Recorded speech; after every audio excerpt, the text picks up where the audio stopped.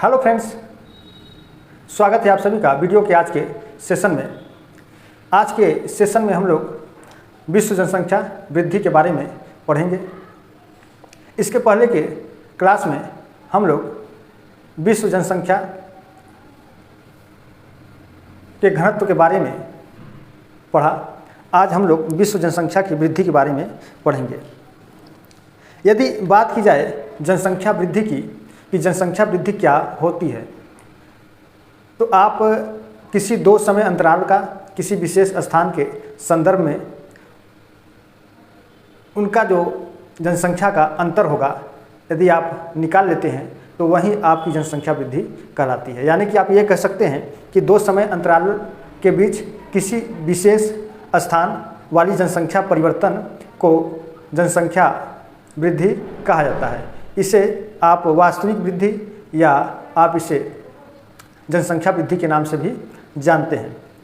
अब जैसे मान लेते हैं कि भारत के संदर्भ में, तो भारत के संदर्भ में यदि इसके दो समय अंतराल को ले लिया जाए तो 2001 और 2011, तो 2001 की जनसंख्या वृद्धि और 2011 की जो जनसंख्या है, यानी कि 2001 की जो जनसंख्या रही है और जो 2011 की जनसंख्या रही है, इन दोनों का जो अंतर होगा वही जनसंख्या वृद्धि कहलाएगा। अब ये जो भारत है वह एक विशेष कोई स्थान हो गया, प्रदेश हो गया या देश हो गया। इन दोनों के अंतर को जब आप निकाल लेंगे, जो डिफरेंट होगा वहीं उसकी वृद्धि कहलाएगी। इसी को आप वास्तविक वृद्धि भी कहते हैं। इसके पहले हम लोगों ने घनत्व के बारे में पढ़ा था, जिसमें से मैंने एक क्वेश्चन दिया था कि आर्थिक घनत्व क्या होता है। उसका आप लोगों ने अभी तक कमेंट में कोई आंसर नहीं दिया।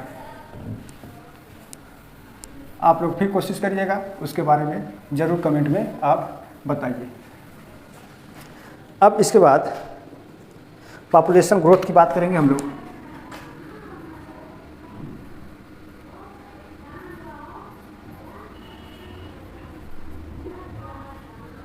पॉपुलेशन ग्रोथ, जनसंख्या वृद्धि।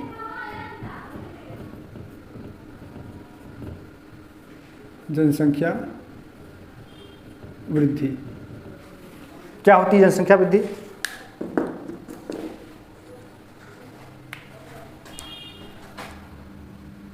तो दो समय अंतराल के बीच, दो समय अंतराल के बीच किसी विशेष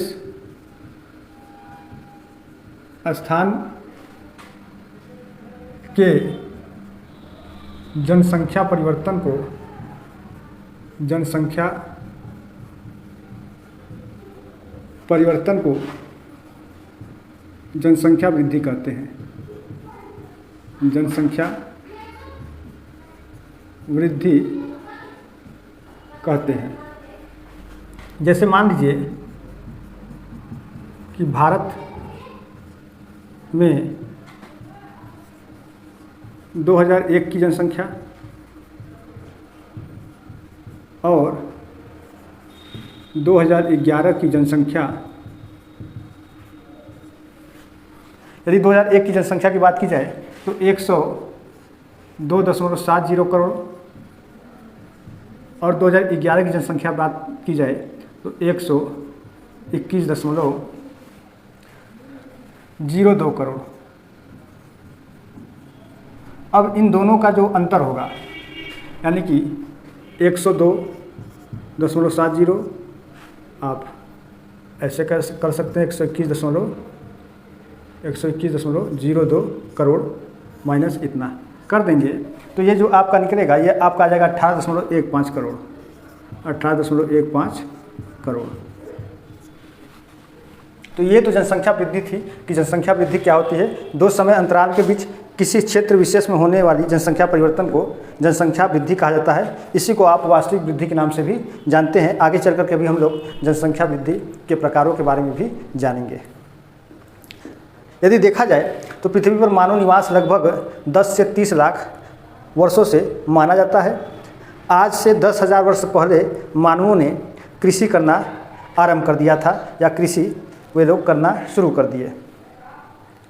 जनसंख्या उस समय लगभग 50 लाख रही होगी अनुमानतः। उस समय जो जनसंख्या थी, यानी कि आज से 10,000 वर्ष पहले मानवों ने इस पृथ्वी पर कृषि करना आरंभ किया, उस समय अनुमानतः पृथ्वी पर जो मानवों की संख्या रही है वो 50 लाख रही है।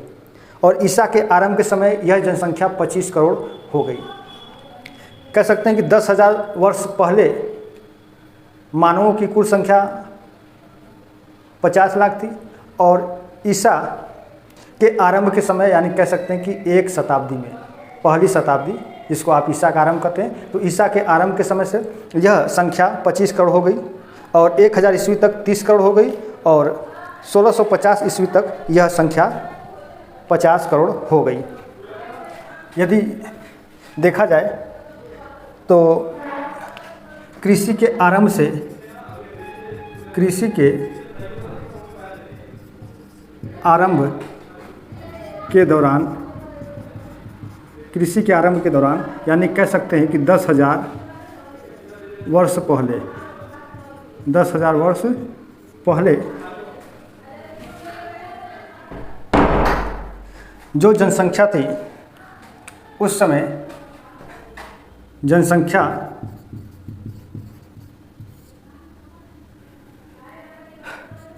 50 लाख थी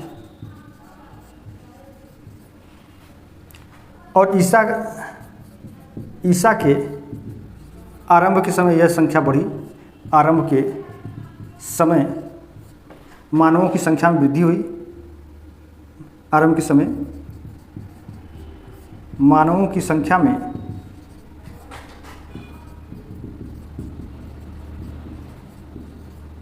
वृद्धि हुई। इस समय संख्या मानवों की संख्या इस समय 25 करोड़ थी। 25 करोड़ थी अनुमानतः। अब इसके बाद क्या हुआ कि 1000 ईस्वी में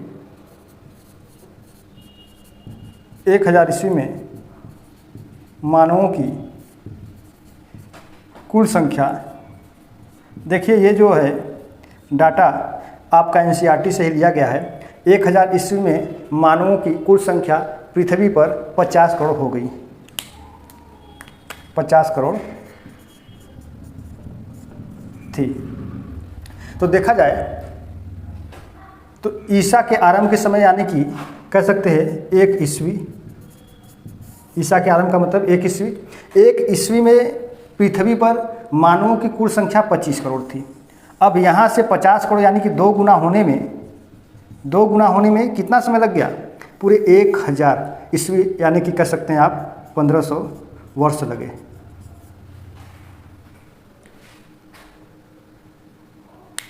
सॉरी, कुछ यहाँ पर मिस्टेक हो गया।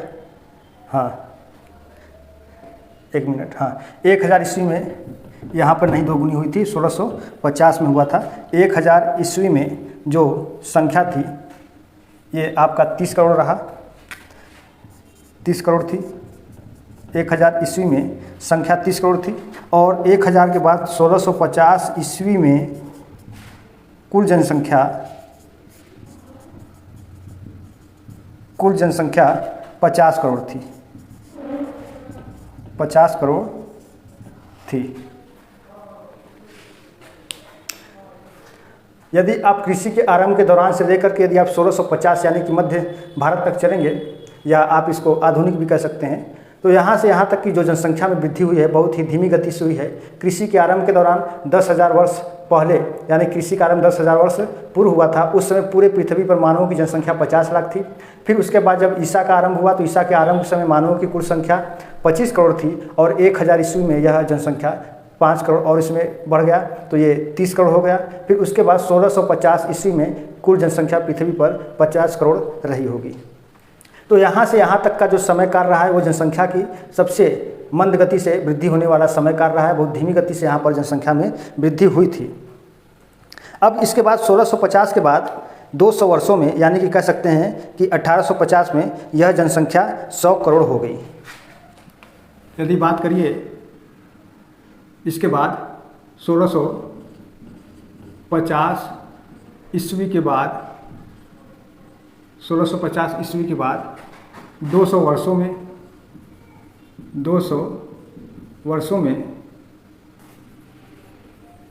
कुल जनसंख्या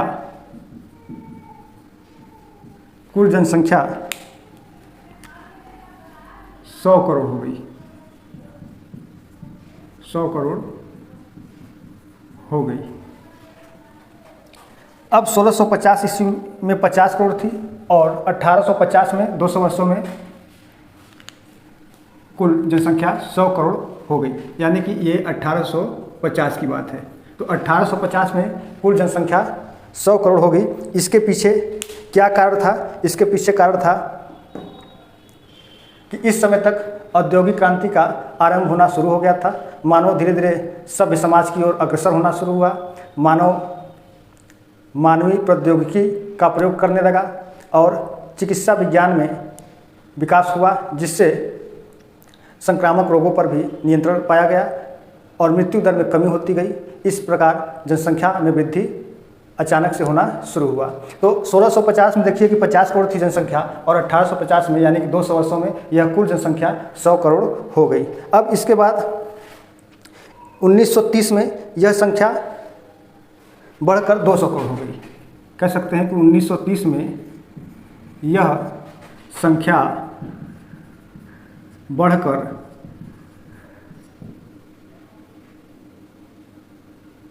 200 करोड़ हो गई।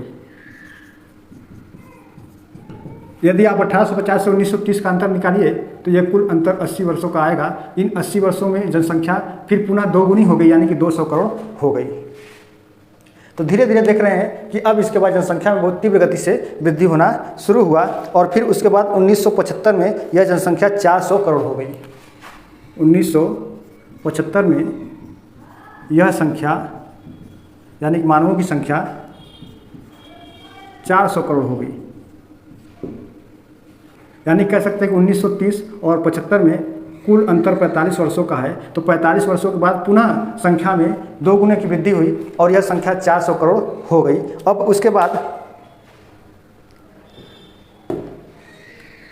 1987 में पूरे विश्व की जनसंख्या 5 बिलियन हो गई। यानी कि कह सकते हैं कि 500 करोड़ या 5 अरब हो गई। तो 1987 में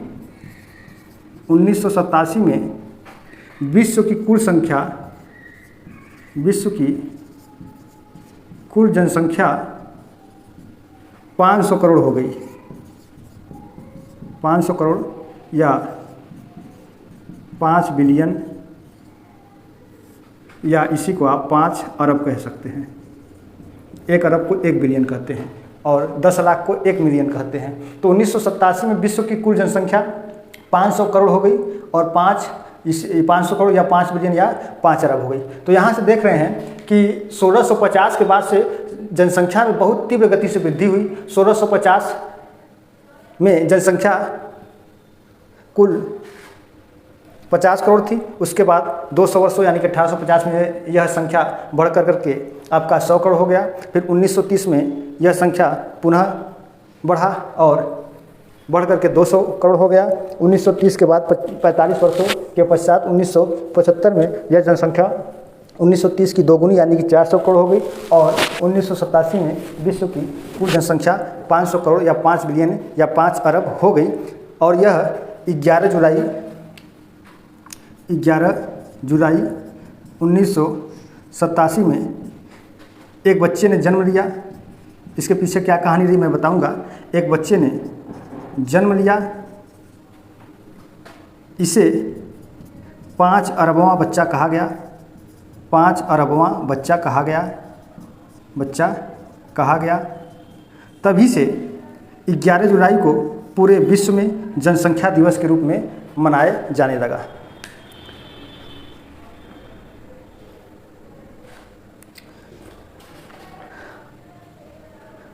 अब उसके बाद 1987 के बाद 1999 में जनसंख्या 600 करोड़ हो गई। 600 करोड़ हो गई और 2011 तक जनसंख्या 700 करोड़ हो गई। अब अनुमान लगाया जाता है कि इस समय 2024 चल रहा है, अब आने वाले एक साल यानी कि 2025 में यह जनसंख्या बढ़ करके 800 करोड़ हो जाएगी। यानी कि 2025 में जनसंख्या कितनी हो जाएगी? 800 करोड़ हो जाएगी। और 2050 तक जनसंख्या 900 करोड़ हो जाएगी। तो इस प्रकार से ये जो 2025 की जनसंख्या है और जो 2050 की जनसंख्या है, यह एक अनुमानित और प्रक्षेपित जनसंख्या है। लेकिन वर्तमान में पूरे विश्व की जनसंख्या 2011 के आंकड़ों के अनुसार कुल 7 अरब या 700 करोड़ है। 2025 में यह जनसंख्या 800 करोड़ हो जाएगी और 2050 में यह जनसंख्या 900 करोड़ हो जाएगी। अब उसके बाद हम लोग एक नज़र रखते हैं जनसंख्या वृद्धि के आंकड़ों को लेकर के। इसको आप लोग यदि नोट करना चाहें तो नोट कर लीजिए, इसमें कहीं भी कोई गलती नहीं है, NCERT डाटा के अनुसार ही बताया गया है। जो गलतियां थी यहाँ पर एक जगह गलती हुई थी, उसको मैंने सुधार दिया। आप लोग इसको नोट कर लीजिए या इसका आप लोग स्क्रीनशॉट ले लीजिए, मैं इसको मिटाऊंगा। ठीक है। अब इसके बाद इन जनसंख्या वृद्धि के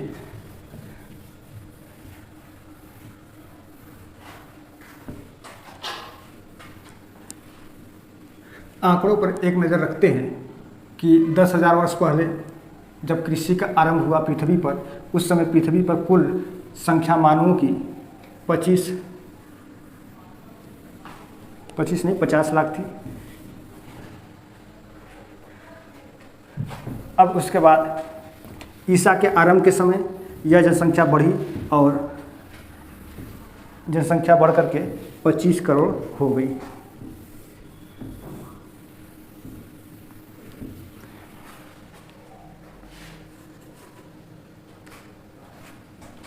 अब यहाँ पर एक तरफ आप लिखेंगे वर्ष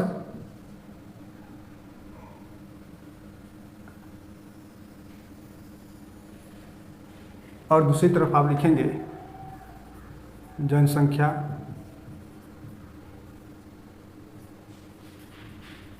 लाख में और करोड़ में।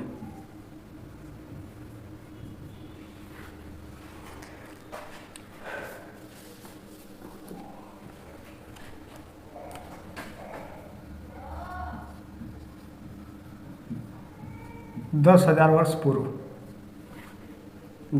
पूर्व कृषि का आरंभ हुआ। इस समय विश्व में कुल मानवों की संख्या 50 लाख थी। फिर उसके बाद एक नज़र मैं ज़रा देख लूँ दिखाई दे रहा है कि नहीं स्पष्ट तरीके से। ठीक है। अब इसके बाद और गर्मी भी बहुत है।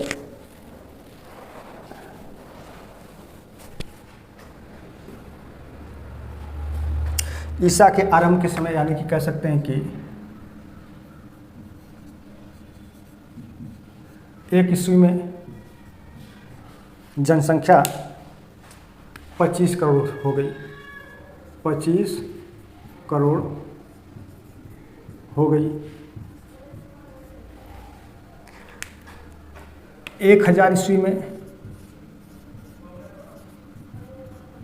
1000 ईस्वी में यह जनसंख्या 30 करोड़ हो गई। 30 करोड़ हो गई। उसके बाद 1650 में 1650 ईस्वी में यह जनसंख्या 100 करोड़ के आंकड़ों को पार कर गई। 100 करोड़। अब 1850 में 1850 ईस्वी में जनसंख्या बढ़कर के 200 करोड़ हो गई। फिर उसके बाद 1930 की बात की जाए तो 1930 ईस्वी में जनसंख्या में पुनः वृद्धि हुई और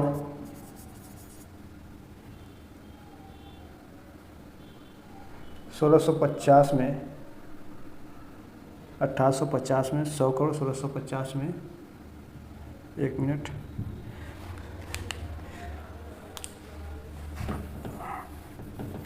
ये डाटा है इसमें थोड़ा सा। हाँ, अब 1650 की बात करें तो 1650 1950 में जनसंख्या 50 करोड़ हो गई और 1850 में 100 करोड़, 1930 में 200 करोड़।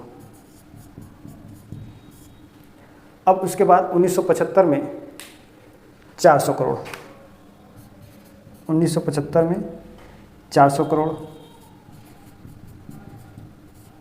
अब उसके बाद 1987 में 500 करोड़, 1987 में 500 करोड़।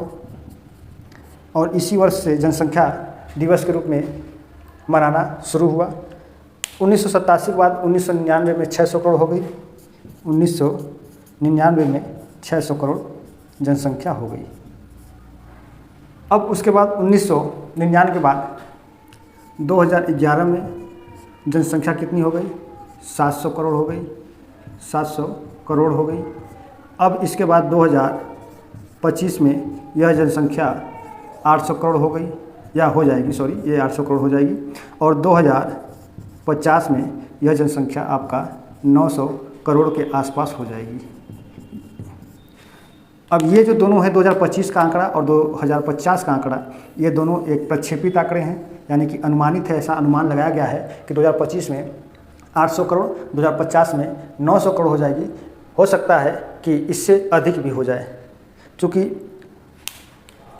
बीते कुछ वर्षों में कोरोना का भी प्रभाव रहा है। उस कोरोना की वजह से मृत्यु भी हुई है और कहीं न कहीं जनसंख्या में वृद्धि भी हुई है। अब चलिए, अब हम लोग चलते हैं। अब विश्व जनसंख्या के 2 गुने होने में लगा समय, विश्व जनसंख्या के 2 गुने होने में लगा समय की बात करें तो 10,000 वर्ष पहले कुल जनसंख्या कितनी थी? 50 लाख, सॉरी 50 लाख यहाँ लिखा है। 10,000 वर्ष पहले कुल जनसंख्या कितनी थी? 50 लाख। अब 1 ईस्वी में 25 करोड़ हो गई। अब उसके बाद 1650 की हम लोग बात करेंगे सीधा।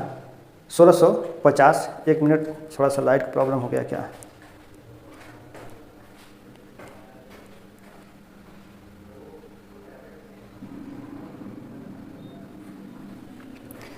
हाँ, थोड़ा सा लाइट का इशू हो गया था, कोई नहीं, अब हो गया है ठीक। हाँ, कहाँ पे हम लोग थे कि 10,000 वर्ष पूर्व जनसंख्या 50 लाख थी। 1 ईस्वी में 25 करोड़ हो गई, 1000 ईस्वी में 30 करोड़ हो गई। अब 1000 ईस्वी के बाद 1650 में यह जनसंख्या 50 करोड़ हो गई। तो यहाँ से यदि बात करें, आप देखें कि 1 ईस्वी से लेकर के 1650 ईस्वी तक, इसको मैं मिटा दे रहा हूँ।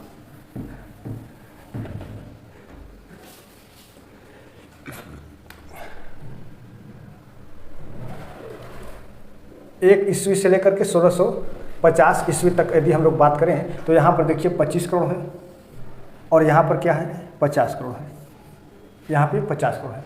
तो कह सकते हैं कि यहाँ पर एक इंडेक्स यदि बना लिया जाए, एक इंडेक्स यहाँ बन जाए और यहाँ पर लिख दिया जाए 2 गुने की अवधि।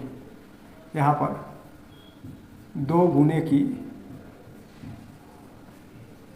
अवधि। यदि आप देखें कि 1 ईस्वी में जनसंख्या 25 करोड़ थी और 50 करोड़ कब हो गई? 1650 ईस्वी में। तो 1 ईस्वी से लेकर के 1650 ईस्वी की यदि बात की जाए तो यहाँ पर मैं बीच में लिख दे रहा हूँ लगभग 1500 वर्ष, लगभग 1500 वर्षों में, यहाँ पर 1500 वर्षों में जनसंख्या 2 गुनी हो गई, यानी कि 25 करोड़ का 50 करोड़ हो गया। अब इसके बाद 1850 ईस्वी में, 1850 ईस्वी में यह जनसंख्या आपका कितना हो गया? पुनः 2 गुने की वृद्धि हुई और ये 100 करोड़ हो गया। ये मान चलिए आपका कि ये पुनः जो है कि लगभग 200 वर्षों में, 200 वर्षों में फिर से ये 2 गुने की वृद्धि हुई। फिर उसके बाद आपका 1930 में यह जनसंख्या पुनः 200 करोड़ हो गई। यहाँ पर आपका 1850 में देखा जाए तो 100 करोड़ था और फिर उसके बाद 1930 में यह 200 करोड़ हो गया और फिर 1975 में यह 400 करोड़ हो गया, और 1987 में 500, 600। अब यानी कि अब 1987 के बाद सीधा आपका, अब आप आ जाइए कहाँ पर, 2025 में। तो 2025 में अब जनसंख्या दोगुनी होने की संभावना है, 800 करोड़ हो जाएगा। यानी कि 1975 से 2025 तक, यानी 25 इधर और 25 इधर, यानी कि इन 50 वर्षों में जनसंख्या कितना हो गया आपका, 2 गुना हो गया, यानी कि 800 करोड़ हो गया। अब एक बार हम लोग नज़र रखते हैं एनसीईआरटी के आंकड़ों पर, और एनसीईआरटी के आंकड़ों के अनुसार देखते हैं। ये एक व्यवहारिक तौर पे था, लेकिन अब एनसीईआरटी के आंकड़ों के अनुसार यदि देखा जाए तो यहाँ पर मैं लिख दे रहा हूँ, इसको मैं मिटा दे रहा हूँ, चूँकि आजकल एनसीईआरटी का डाटा बहुत पूछा जाता है और वहाँ पर गलतियाँ भी बहुत होती हैं। और देखिए, इस समय एनसीईआरटी के 2 किताब हैं, एक न्यू है और एक ओल्ड है, ठीक है। तो आप लोग ओल्ड किताब का ही अध्ययन करिए, क्योंकि नए किताबों में बहुत सारी चीज़ों को स्किप कर दिया गया है, छोड़ दिया गया है, वो चीज़ें मिलेंगी नहीं, लेकिन पुरानी किताबों में सभी चीज़ें मिल जा रही हैं। तो आप लोग आंकड़े के लिए नई किताब का प्रयोग करिए, लेकिन उसके जो कंसेप्चुअल चीज़ें हैं और जो फैक्चुअल चीज़ें हैं उसके लिए आप पुरानी किताबों का ही प्रयोग करें। एक तरफ लिख दिया जाए काल या वर्ष, दूसरी तरफ जनसंख्या, और तीसरी तरफ 2 गुने की वृद्धि।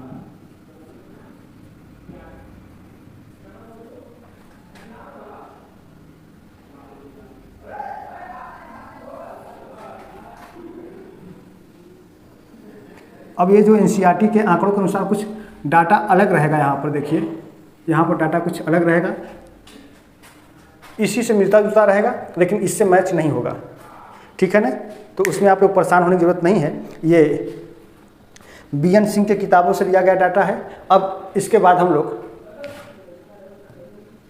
एनसीईआरटी के डाटा को देखते हैं। तो 1000 ईस्वी में यहाँ पर 10,000 वर्ष पूर्व। अब इसके बाद 1 ईस्वी, अब उसके बाद 1000 ईस्वी, अब इसके बाद 1650, अब इसके बाद 1650 के बाद 1804, यहाँ पे 1850 लिखा गया है, 1804। अब उसके बाद 1927, यहाँ पर 1930 लिखा गया है। 1927 के बाद 1974 के बाद 2025, ठीक। अब ये देखिए जनसंख्या में वृद्धि का ये समय रहा। अब देखा जाए तो 10,000 वर्ष पहले जनसंख्या कितनी थी, 50 लाख। कितनी थी, 50 लाख। 1 ईस्वी में इस जनसंख्या का 2 गुना हो गया, यानी कि कितना हो गया, 50 लाख का ये हो गया आपका 1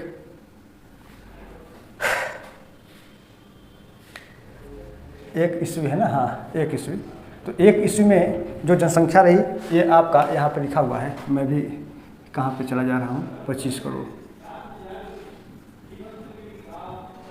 25 करोड़। अब 25 करोड़ के बाद 1000 ईस्वी में यह 1000 ईस्वी, 1 ईस्वी में 25 करोड़।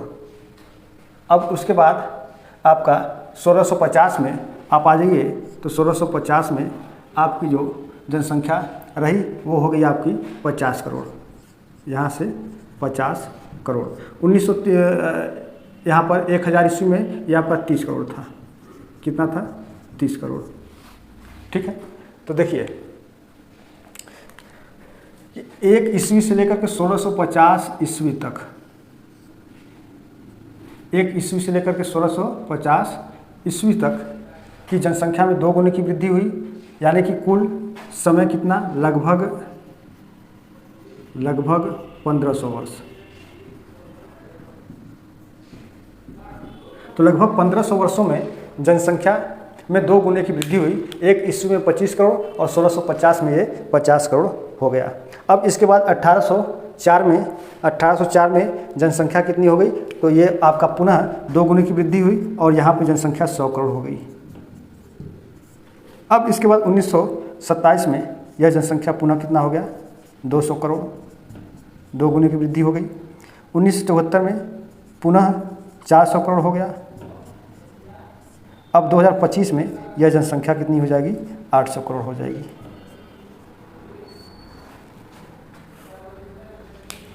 ठीक। अब यदि वर्षों की बात की जाए तो यहाँ पर लगभग 1500 वर्षों में जनसंख्या में 2 गुने की वृद्धि हुई। अब इसके बाद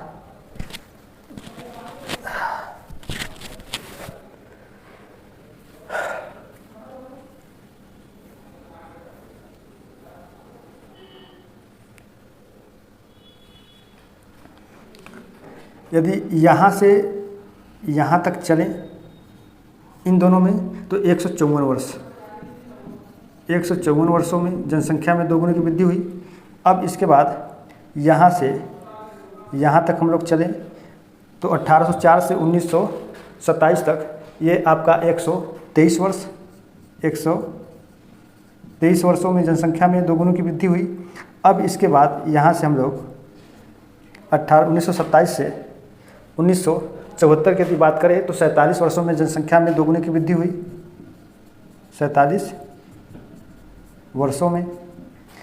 अब इसके बाद 1974 से 2025 की बात करें तो 51 वर्ष लगभग, नहीं 51 वर्ष ही होगा, 51 वर्षों में जनसंख्या में 2 गुने की वृद्धि होने की संभावना है।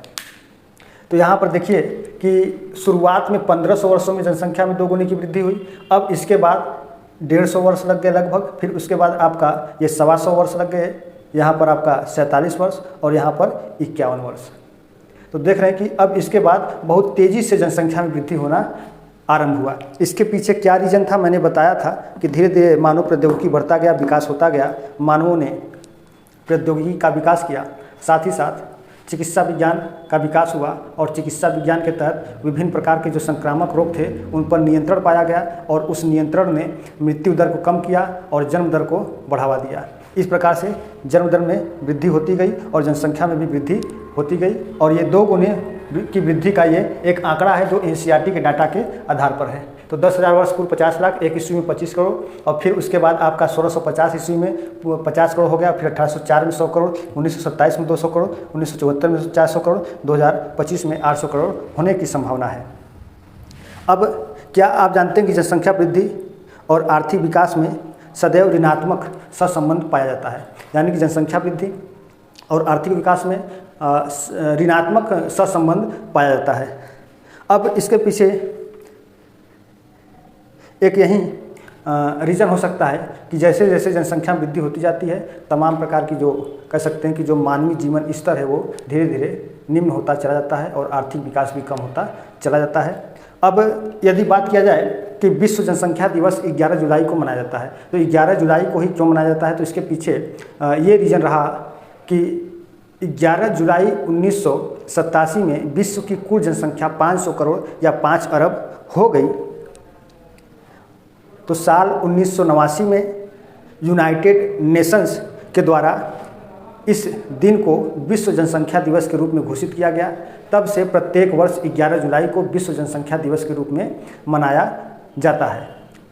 यदि बात की जाए तो इसे आप 5 बिलियन डे के नाम से भी जानते हैं, यानी कि डे ऑफ 5 बिलियन। तो 11 जुलाई को डे ऑफ 5 बिलियन के नाम से भी जानते हैं और इसी दिन से ही विश्व जनसंख्या दिवस मनाने का शुरुआत हुआ। और क्या आप ये भी जानते हैं कि जो 5 अरब जब जनसंख्या हुई थी तो उस समय 5 अरबवां बच्चा जो जन्म लिया था उस बच्चे का क्या नाम था, तो उस बच्चे का जो नाम था वो मेहताज गैस्पर था। क्या नाम था? मेहताज गैस्पर। तो मेहताज गैस्पर का जन्म मैं लिख दे रहा हूँ, आप लोग इसको ज़रूर नोट कर लीजिएगा, बहुत इंपॉर्टेंट चीज़ें हैं ये। और जितना कंटेंट अच्छा मिल जाता है आप लोगों को, मुझे नहीं लगता कि इतना अच्छा कंटेंट आपको कहीं पैसा पे करने पर भी मिल जाए। Mehta's Gaspar, Mehta's Gaspar. तो ये जो मेहताज गैस्पर है, ये मेहताज गैस्पर एक बच्चा का नाम है और ये जो बच्चा है यही बच्चा 5 अरबवां बच्चा है, 5 अरबवां बच्चा है मेताज गैस्पर, यही 5 अरबवां बच्चा है। इसका जन्म 11 जुलाई सन 1987 ईस्वी को हुआ था और इसी समय विश्व की कुल जनसंख्या 5 अरब हो गई। तभी से इसी के उपलक्ष्य में विश्व जनसंख्या दिवस मनाया गया और प्रत्येक वर्ष 11 जुलाई को विश्व जनसंख्या दिवस के रूप में मनाया जाता है। तो मेताज गैस्पर ये आपका 11 जुलाई 1987 का इनका जन्म हुआ था और ये क्रोएशिया की राजधानी जाग्रेब में इस बच्चे का जन्म हुआ। मैं मिटा दूं, चलिए। क्रोएशिया की राजधानी जाग्रेब,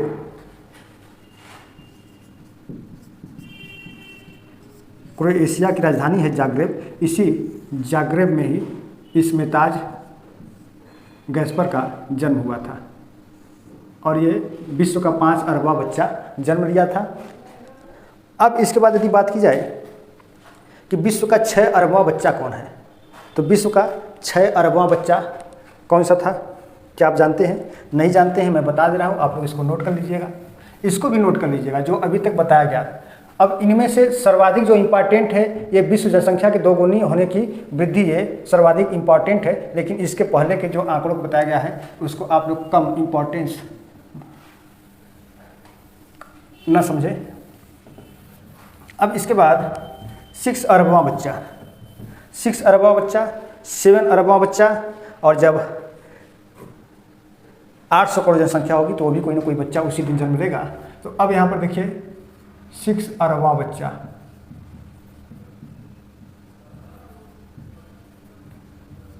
इस बच्चे का क्या नाम था? तो इस बच्चे का नाम अदनान मेबिक था। क्या नाम था? अदनान मेबिक।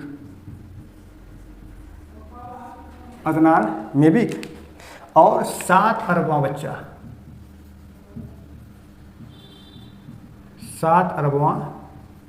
बच्चा, इस बच्चे का नाम क्या था? ये बांग्लादेश की रहने वाली कोई सुल्तान थी, इसका नाम सादिया सुल्तान था। सादिया सुल्तान, ये 7 अरबवां बच्चा सादिया सुल्तान, ये कहाँ की रहने वाली?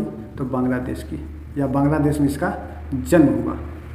तो 7 अरबवां बच्चा के रूप में जन्म लेने वाला सादिया सुल्तान, 6 अरबवां बच्चा के रूप में जन्म लेने वाला अदनान मेबिक, और 5 अरबवां बच्चा के रूप में जन्म लेने वाला मेताज गैस्पर, जो क्रोएशिया की राजधानी जाग्रेब में इसका जन्म सन 11 जुलाई 1987 को हुआ था। तभी से 11 जुलाई को ही विश्व जनसंख्या दिवस के रूप में मनाया गया।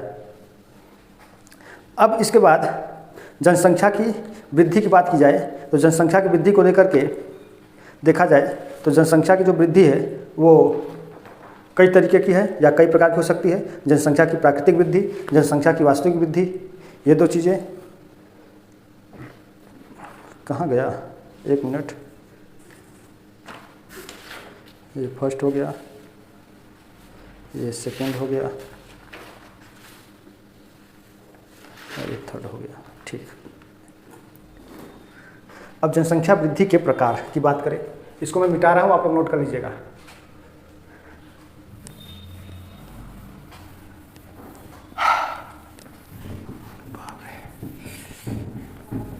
थोड़ी सी हमारे यहाँ लाइट की भी प्रॉब्लम है, क्योंकि स्टूडियो तो है नहीं, ये मात्र एक ऑफलाइन क्लास था, तो मैंने सोचा इसको ऑनलाइन में तब्दील कर दूँ, आप लोगों के यहाँ तक भी पहुँच जाए, जो लोग घर बैठे हैं वहाँ तक भी ये चीज़ें चली जाए।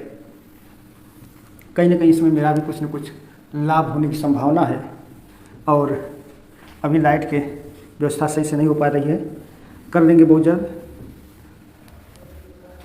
और यहाँ पर लाइट भी बहुत आती जाती रहती है, देखिए अभी जैसे बीच में कट गया था।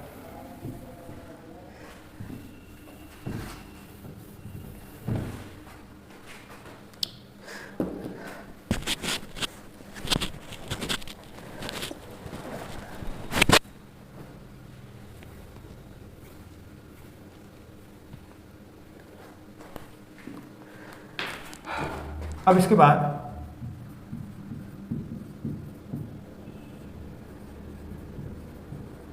जनसंख्या वृद्धि के प्रकार। एक तो होता है आपका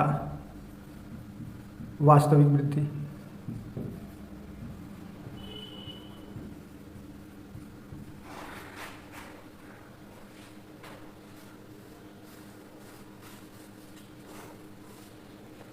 एक होता है जनसंख्या की प्राकृतिक वृद्धि। जनसंख्या की प्राकृतिक वृद्धि, प्राकृतिक वृद्धि।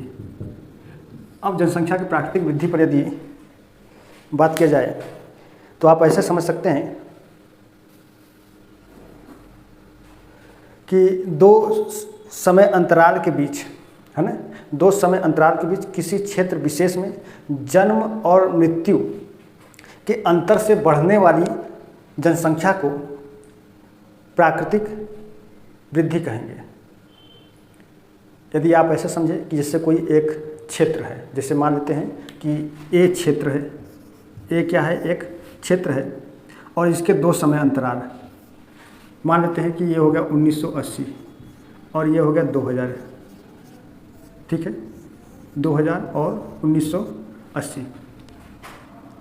अब इन दोनों समय अंतराल के मध्य जन्म और मृत्यु के अंतर से जो बढ़ने वाली वृद्धि होगी उसे उस क्षेत्र का प्राकृतिक वृद्धि दर कहा जाएगा। मान लेते हैं कि 1980 में जनसंख्या 25 करोड़ थी, ठीक है, यहाँ पर 50 करोड़ हो गई। यहाँ पर जन्म मान लेते हैं कि 1 लाख हुआ, मृत्यु भी मान लेते हैं कि 50,000 50,000 हुआ। तो ऐसी स्थिति में जन्म और मृत्यु के अंतर से जो बढ़ने वाली जनसंख्या होती, किसी विशेष क्षेत्रों में दो समय अंतरालों के दौरान जन्म और मृत्यु से बढ़ने वाली जो जनसंख्या होती है उसे उस क्षेत्र का जनसंख्या वृद्धि कहते हैं। मैं इसको नोट कर दे रहा हूँ, आप लोग बल्कि लिख लीजिए, क्योंकि ये पूछा जाता है ये सवाल। आप यदि KVS नवोदय EMRS की परीक्षा में बैठें तो वहाँ पे अधिकतर NCERT से ही पूछे जाते हैं। अधिकतर क्या, आप कह सकते हैं कि NCERT ही रहता है और कुछ भी उसमें दे सकता है, इसलिए आप लोग इन सब चीज़ों को नज़रअंदाज नहीं कर सकते हैं। इसको मैं लिख दे रहा हूँ कि दो समय अंतरालों के बीच, दो समय अंतरालों के बीच किसी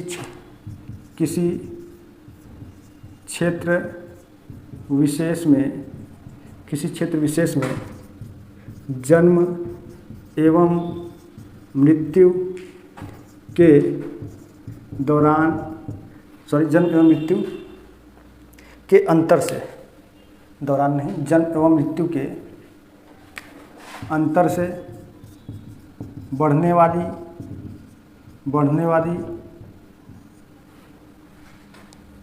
जनसंख्या को उस क्षेत्र का प्राकृतिक जनसंख्या वृद्धि दर कहा जाता है। इतने चीज़ों को आप लोग जरूर नोट कर लेंगे कि दो समय अंतरालों के बीच किसी क्षेत्र विशेष में जन्म एवं मृत्यु के अंतर से बढ़ने वाली जनसंख्या को उस क्षेत्र का प्राकृतिक जनसंख्या वृद्धि दर कहा जाता है। अब इसके बाद हम लोग वास्तविक जनसंख्या वृद्धि की बात करेंगे। मैं इसको मिटाना चाहूँगा, आप लोग इसका स्क्रीनशॉट लें या लिख लें। वास्तविक वृद्धि दर को समझिए क्या है।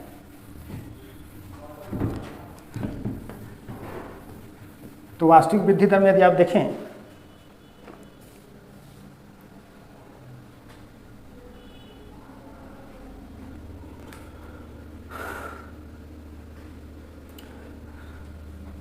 किसी क्षेत्र विशेष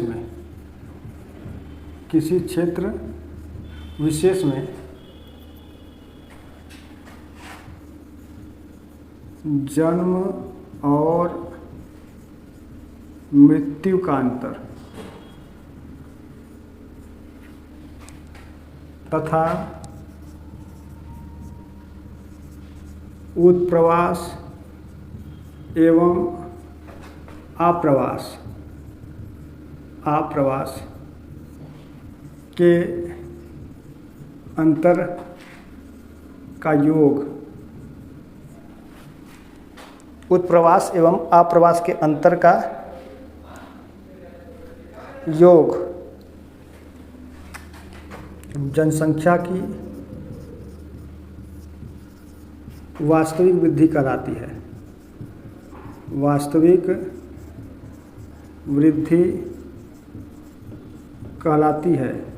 इसको भी आप लोग नोट करें। किसी क्षेत्र विशेष में जन्म और मृत्यु का अंतर और उसी क्षेत्र विशेष में उत्प्रवास एवं आप्रवास के अंतर का योग जनसंख्या की वास्तविक वृद्धि कराती है। यानी कि जन्म और मृत्यु का अंतर प्लस उत्प्रवास एवं अप्रवास के अंतर का योग। आप ऐसे समझिए कि जन्म माइनस मृत्यु प्लस उत्प्रवास माइनस अप्रवास। तो यहाँ पर देखिए कि जन्म और मृत्यु का अंतर वही चीज़ लिखा गया है। जन्म और मृत्यु का अंतर तथा उत्प्रवास एवं आप्रवास का अंतर। उत्प्रवास एवं आप्रवास के अंतर का जो योग है, अंतर का जो योग है उसी को आप जनसंख्या की वास्तविक वृद्धि कहेंगे। अब यहाँ पर उत्प्रवास और आप्रवास की बात किया जाए। उत्प्रवास और आप्रवास बहुत कन्फ्यूजन होता है। देखिए इनमें गलतियाँ बहुत होती है। उत्प्रवास को इंग्लिश में आप आई माइग्रेशन कहेंगे और इमाइग्रेशन और उत्प्रवास आप्रवास को आई माइग्रेशन। यहाँ पर देखिए हमसे खुद गलती हो गया। यहाँ पे ये आपका इमिग्रेशन EMI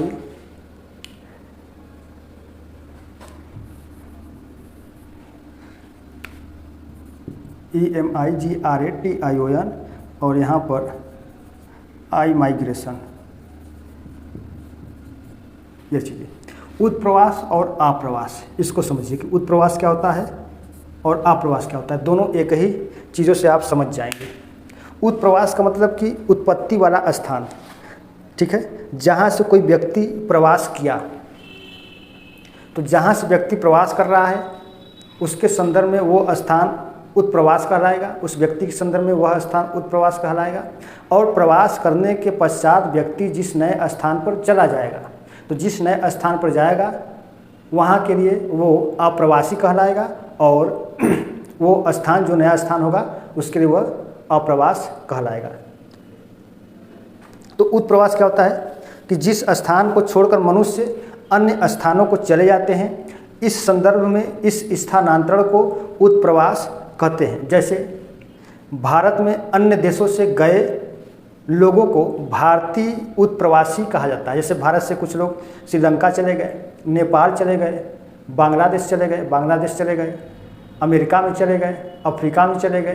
तो यहाँ से जब वो लोग चले गए तो उनको भारतीय उत्प्रवासी के नाम से जाना जाएगा। अब वो जहाँ पर जाएंगे वहाँ पर वे लोग अप्रवासी कहलाएंगे। जैसे एक एग्जाम्पल आप लोग ऐसे समझिए कि जैसे मान लेते हैं कि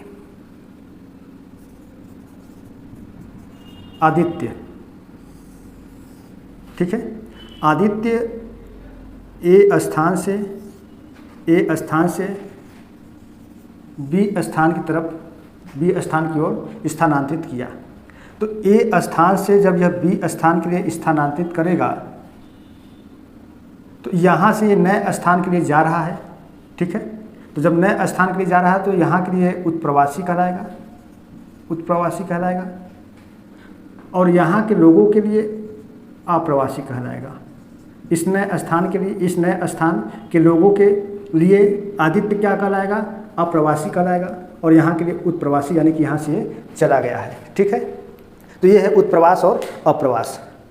तो उत्प्रवास यानी कि कह सकते हैं प्रवासी जो एक स्थान से बाहर चले जाते हैं उसे उत्प्रवासी कहा जाता है।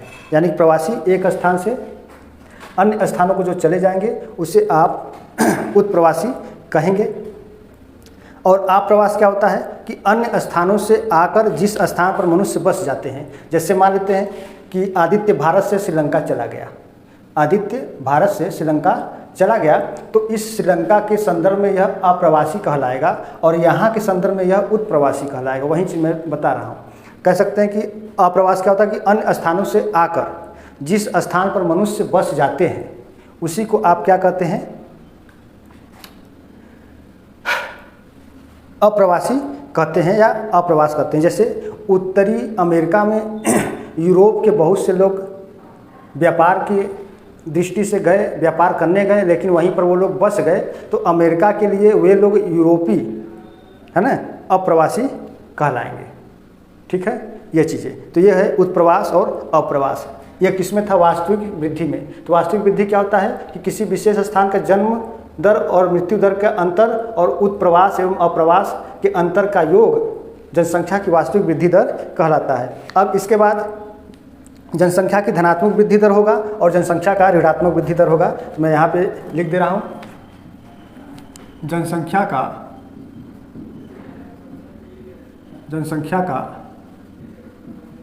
धनात्मक वृद्धि दर और जनसंख्या का ऋणात्मक वृद्धि दर। तो जनसंख्या का धनात्मक वृद्धि दर क्या होता है, दो समय अंतरालों के बीच किसी विशेष क्षेत्र के जन्म दर और मृत्यु दर में यदि जन्म दर अधिक हो जाता है तो वहाँ पर आप कह सकते हैं उस क्षेत्र के लिए धनात्मक वृद्धि दर हुआ है। यानी कह सकते हैं कि यदि जन्म दर मृत्यु दर से अधिक हो रहा है तो वो धनात्मक वृद्धि दर है। यदि जन्म दर मृत्यु दर से कम हो रहा है और मृत्यु दर अधिक हो रहा है तो यानी कि कह सकते हैं कि वहाँ पर मृत्यु दर अधिक हुआ, यानी कि वहाँ पर वो ऋणात्मक वृद्धि दर हुआ है। जैसे आप 1921 का डाटा ले लीजिए भारत के संदर्भ में, तो भारत के संदर्भ में 1921 ये जनसंख्या के इतिहास में महाविभाजन काल के रूप में जाना जाता है और इसी को आप ऋणात्मक जनसंख्या वृद्धि दर के नाम से जानते हैं। सबसे कम वृद्धि दर हुआ, यानी कह सकते हैं कि यहाँ पर जनसंख्या की वृद्धि नहीं हुई थी, इसलिए इसको आप सबसे कम जनसंख्या वृद्धि दर या ऋणात्मक वृद्धि दर के नाम से जानते हैं। तो ये जनसंख्या वृद्धि की कुछ प्रकार रहे जिसमें आपका एक वास्तविक वृद्धि दर रहा, एक प्राकृतिक वृद्धि दर रहा, एक जनसंख्या का धनात्मक वृद्धि दर रहा, एक जनसंख्या का ऋणात्मक वृद्धि दर रहा। तो धनात्मक और ऋणात्मक वृद्धि दर को आप ऐसे समझ सकते हैं कि जन्म दर और मृत्यु दर में जब जन्म दर अधिक हो जाती है और मृत्यु दर कम हो जाता है तो उसे आप धनात्मक वृद्धि दर कहेंगे, और वहीं पर जब आपका मृत्यु दर अधिक हो जाएगा तो उसे आप ऋणात्मक जनसंख्या वृद्धि दर के नाम से जानेंगे। इसका सबसे अच्छा उदाहरण है भारत के संदर्भ में 1921 की जनसंख्या वृद्धि दर, जो कि माइनस में हुआ था और सबसे कम वृद्धि दर हुआ था, वही ऋणात्मक वृद्धि दर रहा है। अब इसके नेक्स्ट क्लास में हम लोग